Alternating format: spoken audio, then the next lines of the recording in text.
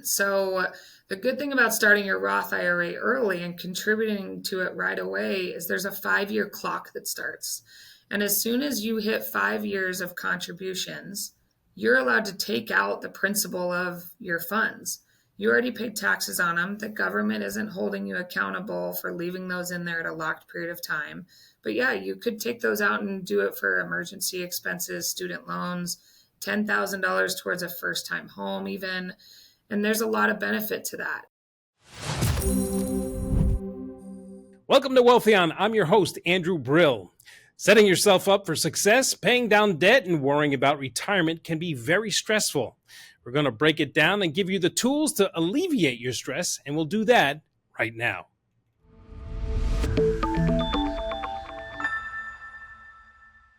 I'd like to welcome back Brandy Maben to Wealthy On. Brandy is a director with our partner RIA WindRock, and she's here to set us all up for success. Brandy, thank you for joining us. Glad to have you back.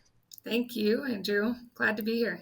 Excellent. I know you have a new article out, and it's geared toward professional people who struggle with, decisions, paying back student loans, uneven income patterns, tax situations, stuff like that. So let's get right into it. And I know it's geared towards professional people, but really anyone can follow this advice, couldn't they?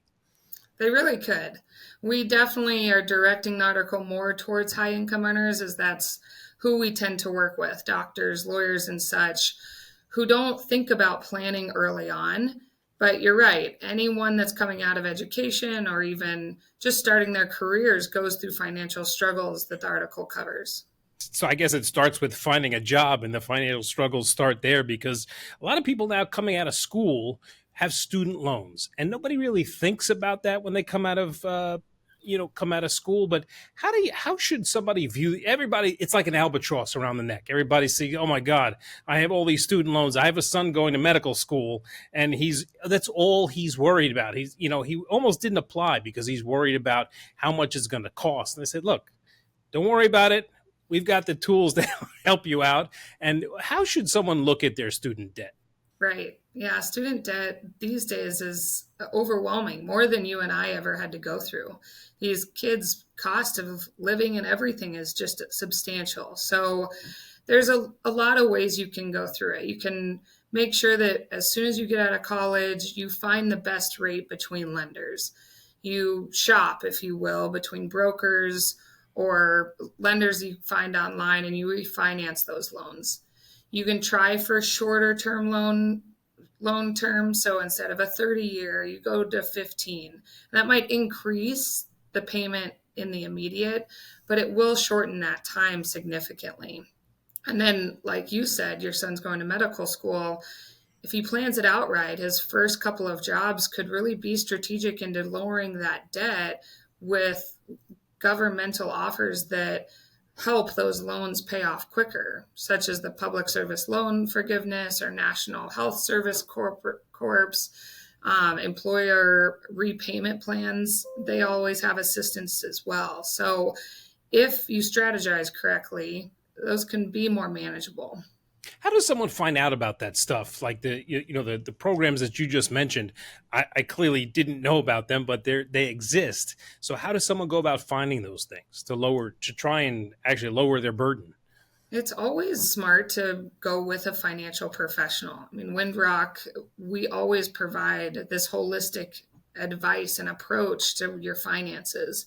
And when young professionals need advice, it covers these topics immediately. We source out what your loan is, how much it is compared to not only our own clients, but national averages. And then we can go in the direction of helping them what their best strategy is. We have a family of doctors right now that the students, the two of them have parents of doctors. They got married. The parents didn't even have these offers that we have today. So both of these young doctors went into the public service industry. They are going to commit 10 years into these industries to help their student loan significantly get reduced. And in that time period, they're going to work on what their private practice is going to look like. Because optimally, they want their own private practice. That's going to be where the significant income can be in their careers. What about shortening the life of a loan? Let's say, you have an interest rate, whatever it is, you're happy with your interest rate. Is there a way to shorten the life of that loan other than just paying it off outright, which a lot of people just don't have that cash? Right, exactly. Well, biweekly payments is one of my most favorite strategies with loans because it does increase your payment by one payment a year. It basically makes you have 26 payments throughout the year, doing it every 14 days instead of once a month, or every calculated amount that the loan officer wanted you to do. That'll make you pay at least one payment more a year, and then it really significantly drops it. If you look at a mortgage, if you do that at the start of a 30-year mortgage, you could reduce your years on that loan to 24 to 26 years, depending on how much you pay forward. So it can be in small increments like that. Are there strategies to paying off? I know that you talk about making extra payments. Are there other programs to lower your debt burden I other would say the than the ones, government stuff? yeah, I would say those three that we already talked about are really significant. And then the early payments, you can sign up for biweekly payments with any loan you have, and they help do it automatically for you. So it's like auto pay. So there's a lot of options there, and I think seeking advice from a financial advisor is your best route to get those set up.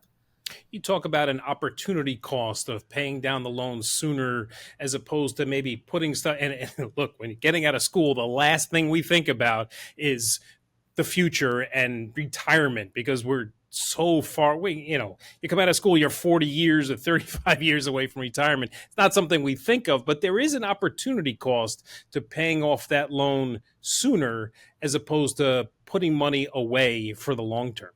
Of course. So opportunity cost just tries to make that balance between paying off debt and setting yourself up for success. And I think people see those contribution limits at $7,000 for a Roth IRA and they think they have to fulfill that.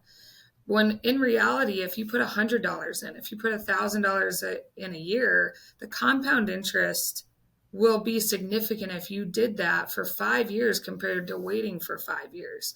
It will offset some of that debt you're paying and make sure that you're putting yourself in a really good position on both fronts.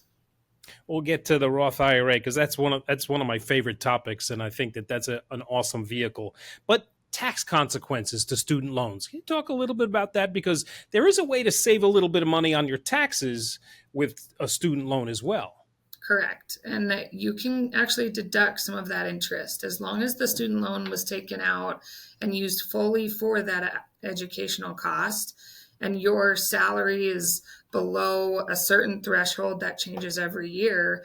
You can take sometimes up to $2,500 of a deduction into your taxes, which early in your career, that's a significant amount. Right. So there are definitely advantages to student loans. Obviously, you were able to go to school, but also disadvantage. But look, yeah, I think that the bottom line is that people have to take care of or take advantage of all the opportunities given to them, whether it be interest rates, whether it be tax advantages, whether it be that opportunity cost. Say, look, you know what, maybe I hang on to that loan because it's a low interest rate because I was a student, but I put a little money into my retirement, right? Right. Exactly. And if you're investing correctly and you can arbitrage that, the opportunity cost of investing early and gaining 8 to 15% depending on your financial advisor is really going to outweigh those student loan costs of 3 to 6% that those usually charge. So let's talk about retirement a little bit. The last thing someone thinks about when they get out of school. What are the things? Where do we start? What do we think about when I just graduated college, medical school, whatever it is, law school, and I get my first job? What should I be thinking about when it comes to retirement? Well, again, your financial advisor should be able to lay out a plan for you. And I think a lot of young professionals look 2 feet in front of them instead of 50 years down the road and then backtracking from there. So, what are the goals? What do you want out of a long time career? What's the end game? Do you ever want to retire? Is your career your life? Or do you want to travel the world at the age of 65? What's that going to cost you in dollar amount at that point, and then scale back step by step. Okay, what does that amount look like at 55? What does it look like at 45? How much do I need to save today to get to that point? And then you can break it down and say, okay, when I'm in my early 50s, I need to be saving a significant amount of wealth on an annual basis. So my goal is, let's say you're a doctor, let's take 10 years and make sure I'm making moderate income, but I'm paying off my loans significantly with all of these student reduction plans, these loan reduction plans. And then after that, I'll go private practice where I can actually make a significantly amount more money and put it towards retirement. So again, it's a whole setup plan that you want to do. I also think making sure you have a diversity of retirement plans is really crucial. It's obviously more flexible if you're in private practice or you're your own entrepreneur. There's a lot more advantages to retirement plans and saving opportunities if you are your own boss or the boss in general. Corporate wise, you have a little bit more of a handcuff there. Usually they offer 401k, maybe 403b. A lot of government entities offer 457s, which can be really beneficial because those don't have a 10% penalty like these other ones. And that means, say, this doctor we're talking about that takes 10 years and then goes into private practice, if they've been saving in a 457, they could technically use that money as transitional funds to get their private practice going, while also contributing to a 401k and hopefully, most importantly, starting that Roth IRA even as a student or an intern. As soon as they have earned income, they should start putting that $100, $1,000 towards it.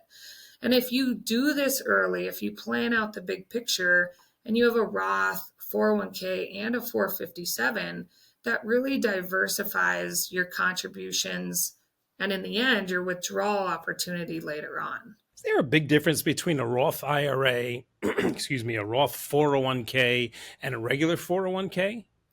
The amount you can contribute is the significant difference.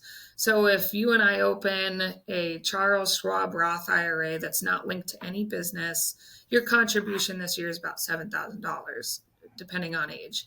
If you go into your private practice, you open a solo 401k with a Roth component, that amount now equals whatever the annual contribution is of the 401k. So it could be $23,000, $22,500 this year that you could actually put towards a Roth. And if you own your own company, it's huge savings. If you own your own company also, you can make a solo 401k. That means you have no employees, but your spouse can technically be an employee. That would then double the contribution to not only you as an employer putting towards it, but also as an employee. So the Roth 401k has a limit, but the Roth IRA has a limit. A 401k does not, or is it a No, higher limit? they both have limits, correct. It's just a higher limit. The government restrictions on a 401k or a Roth 401k are just higher on an And the annual basis. and the tax difference between the two, I think, is significant, unless I'm incorrect. No, you're right. So on a 401k, it's just deferred. So you pay the taxes later when you withdraw the money. A Roth IRA or a Roth 401k, you pay the taxes initially, but then later on, after it's grown, you pay no tax implication on that, which means all of these high income earners that WindRock works with, they actually are probably going to make more money in their later years, if not their highest income could be in the last years of their life where they're taking out so much money that they saved. We don't know where taxes are going to go at this point. I think everyone is afraid about that, right? That taxes could be huge by the time we're all retired and you don't want to pay taxes then.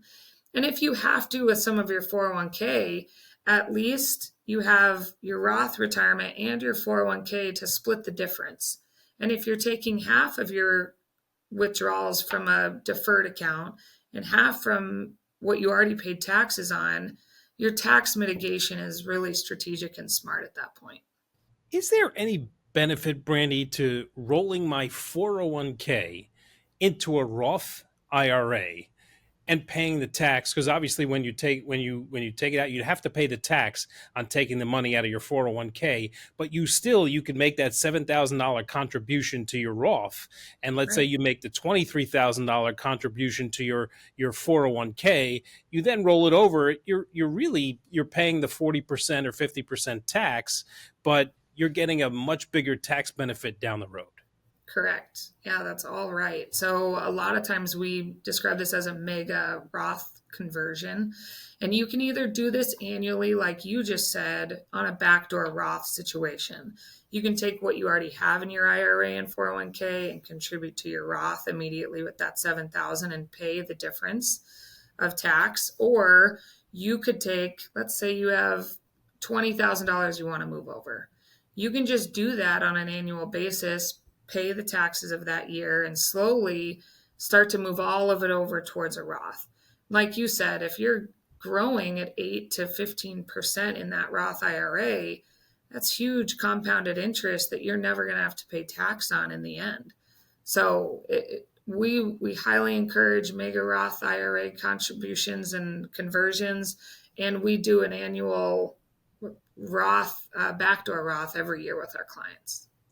The Roth IRA, the amounts that I've put in are I can actually, after a certain period of time, take them out tax free, right? Let's say, because I've already been taxed. Let's say I put in $7,000 for 5 years. I'm now up to 35 grand. Can I take that? And now that's grown. Obviously, there's growth in that Roth IRA. Can I now take that principal that I've put in and put it into my student loans and bring that nut down? You can. So the good thing about starting your Roth IRA early and contributing to it right away is there's a 5-year clock that starts. And as soon as you hit 5 years of contributions, you're allowed to take out the principal of your funds. You already paid taxes on them. The government isn't holding you accountable for leaving those in there at a locked period of time. But yeah, you could take those out and do it for emergency expenses, student loans, $10,000 towards a first time home, even. And there's a lot of benefit to that. Now, the growth you can't take out till 59 and a half, but the principal really has an emergency fund wrapper on it for you if you've had it for 5 years or more. So just to give everybody an idea, and correct me if I'm wrong, but I was reading something that said if you started investing in a Roth IRA at 20 years old and just put about 500, but I think it was $512 a year. That's it, $512 a year. By the time you retire, you'd have over $1 million in your Roth IRA. Right. Yeah, That's that how. compound interest is just magnificent. It's one of the wonders of the world, right? So we definitely want our clients to take advantage of that and make sure that they understand how much $1 million really is in retirement. Because if you have $1 million in an account growing and you only have to withdraw a certain portion of that, there's a significant amount of that you might never even touch. So if there's an income stream coming off that you can live off of, sometimes $1 million is enough for people to live off of. And it's never too late, right? It's never too late to start one of these things. Look, I'm in my 50s. I have one, but it's never too late. It's just a Yeah, matter of how much you have to put in annually that changes. right. And I think it's never too early and it's never too late. Even kids can start Roth IRAs if they're helping mom and dad within their own practice. So I have 2 kids. They both have Roth IRAs, and they help me with a couple of things on my own business that can fund into their Roth. Imagine if we had all started when we were 10 years old, just pennies each year, right? We'd all be in even more than $1 million when we retire. You touched on something very interesting there, is that your kids help you out. Now, people can set themselves up, if their employer will allow them, as an LLC. Now they have their own company. It's like an average person could actually do this and set themselves up a lot easier. There are some employers that'll say, "Hey, look, if you want to be an independent contractor, obviously the benefits go away. So, but that's also a deduction that you can take, on your taxes. But your contributions are now, you can hire your kids. Let's say, okay, you know what, I need you to do this or build this spreadsheet for me when they get a little bit older. But at 15, 16 years old, you can start them out that soon if you set yourself up as an LLC. You can. There's a ton of benefits to it. And WindRock will always tell you being a sole proprietor can be the best thing you ever do in your life. And you're right. Set up an LLC, become your own corporation. If you make enough, that could turn into an S Corp. And then you start to handle it with a CPA very strategically on how you really should go about all of these strategies. But you could do the solo 401k with your spouse. You could open the Roth IRA for your kid. There's an array of things you can do that just really start to benefit everybody. You could even call yourself an executive and give yourself an executive bonus plan. And that covers your life insurance for your family as a deductible expense on payroll. So there's just so many options by doing that. You're right. I think it's really smart if your company would allow you and you have other means of benefits, say your spouse has all the benefits, there's no reason not to explore such things. You touched on legacy planning a little bit, and I want to talk a little about that because I guess when people get to a certain age, they have a certain amount of money put away, but they also want to leave money to their family. So talk a little about legacy planning with respect to their Roth IRAs and stuff like that. Right. So I think all of us start to think of legacy planning a little too late. And we never really think of it as we're starting off because of those loan payments and we need a new job and we want to make more money. And legacy planning really should be thought of in the forefront of all of your planning.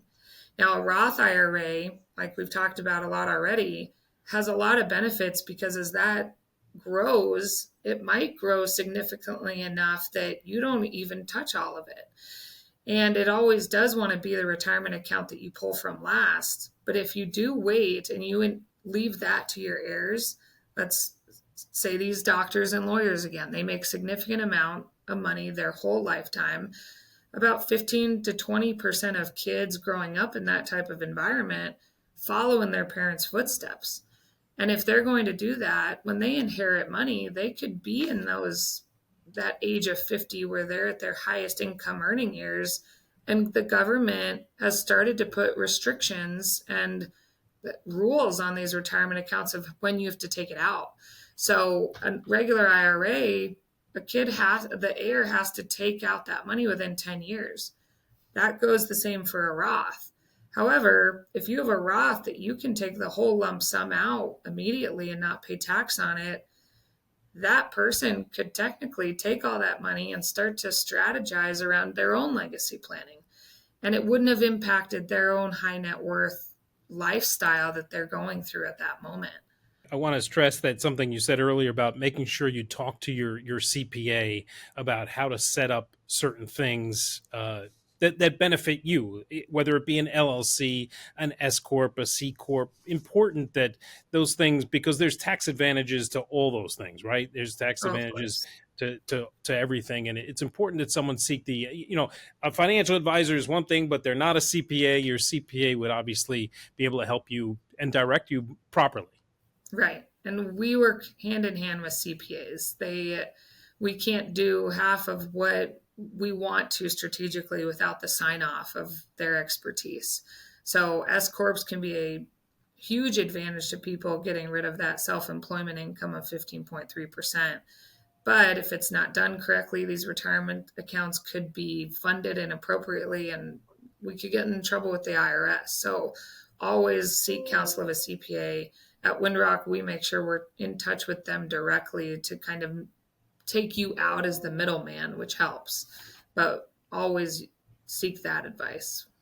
You had mentioned something about executive bonus plans and things that you can actually do if you're set up in one of these things. And talk to me a little bit about how that works and how important that is, because it's obviously employee retention, but if you're also an employee, you're going to look for those things and that might help you find a job, and that can also set you up for retirement.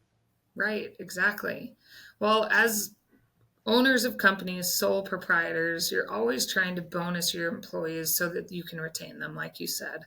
An executive bonus plan really helps retain these retain these employees because you don't have to give it to everybody. So you can make it special for that one person, the 102 executives that you know need a little bit extra. It's not only going to be a cash balance basically in a life insurance that they can withdraw from later, tax free, mind you. They also get life insurance out of it, which a lot of companies have stopped benefiting employees with. And I think everyone seeks life insurance to some level, but no one wants to pay for it. It's expensive, it's an annoying bill. This is a way that employers can really benefit their employees by giving them life insurance. The employer gets a tax deduction off it, which is fantastic because they're just putting it within the payroll as if it's a bonus.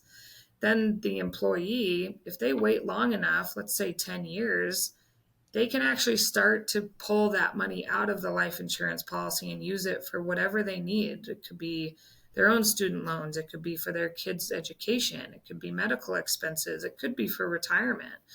There's a lot of strategy around those, but it does help the employee and employer.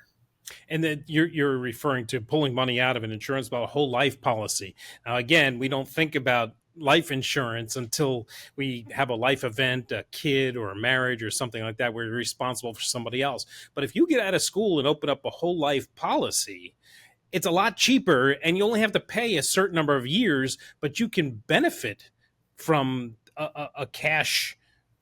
If you need cash, you can actually borrow from the life insurance policy. So that could Correct. be a benefit as well. Absolutely. And I think young professionals with this type of debt we're talking about really need to look into these, because if anything catastrophic were to happen, at least your debt and your family is taken care of with the life insurance.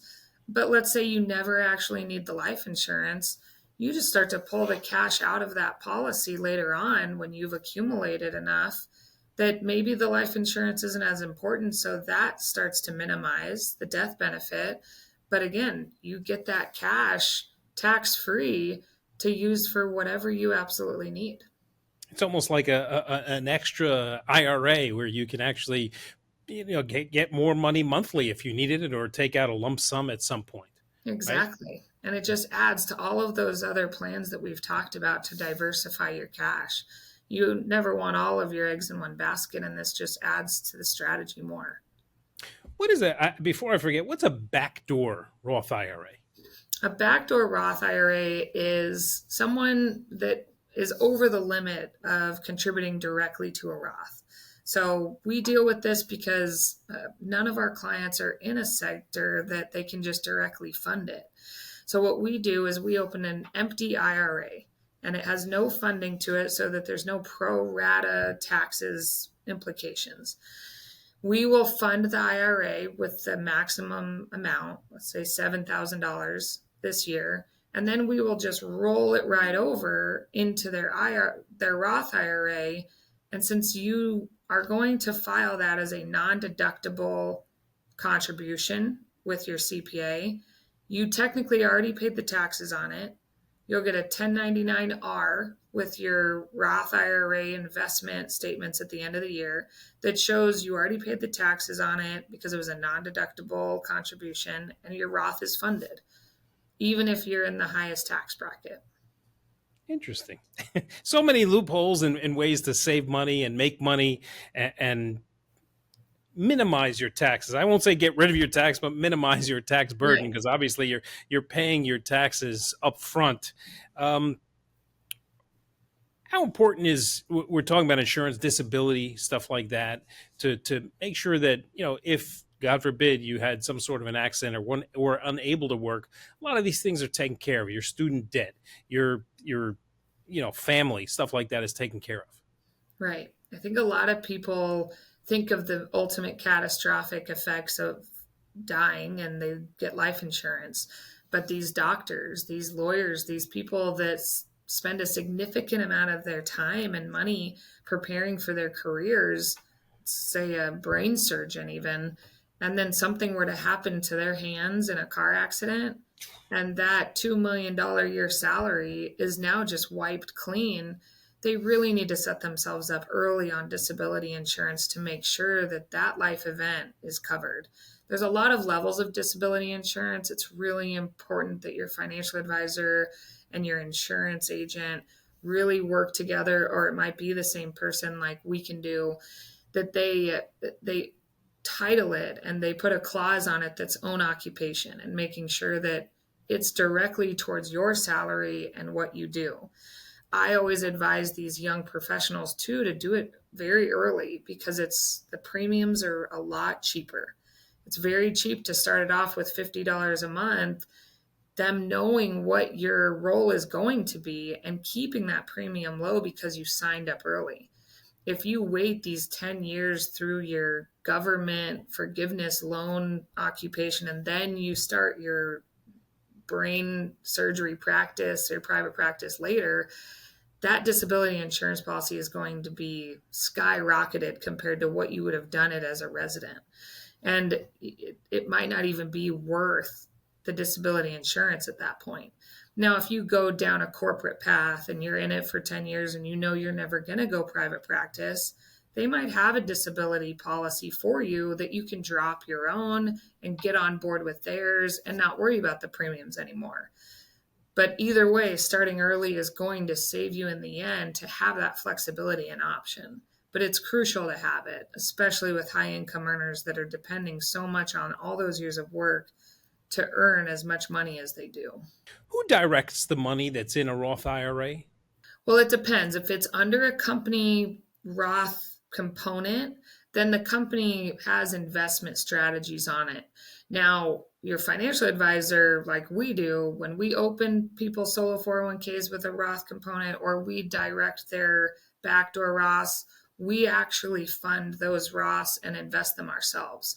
And we work with certain self-directed IRA custodians where we can even get into private practice, private placements. So we can do real estate, we can do gold and silver, we can do AI, venture capital, and tech companies. We can invest their Roth IRAs in anything across the map, which can be really significant if you're looking at a venture capitalist company that has a 4 multiple and your growth on that never has to pay tax. That's huge. And that's where we see the advantage. We love alternative investments. We're an advisement group that does market investments. Our analysts are absolutely fantastic and really help us with that. But we get a lot of our energy and excitement from the alternative investments that we provide. That's why we're so headstrong on these Roth IRAs. So there are other benefits, though, to the Roth IRA. If you wanted to buy a house or you were having a child, you can actually take money out of that Roth, couldn't you, for those type of things, tax-free? You could, if you're past that 5-year limit, if it's only your principal and you're staying within the guidelines that the IRS does have, it really can be a flexible component for anyone, high income earner, someone scraping at the barrel. It's the most flexible IRA you can have. So it behooves you to start early, right? That's the bottom line. Start early, contribute as often as you can, and make sure you hit the thresholds. The $7,000 for your Roth, your 20-something thousand dollars for your 401k.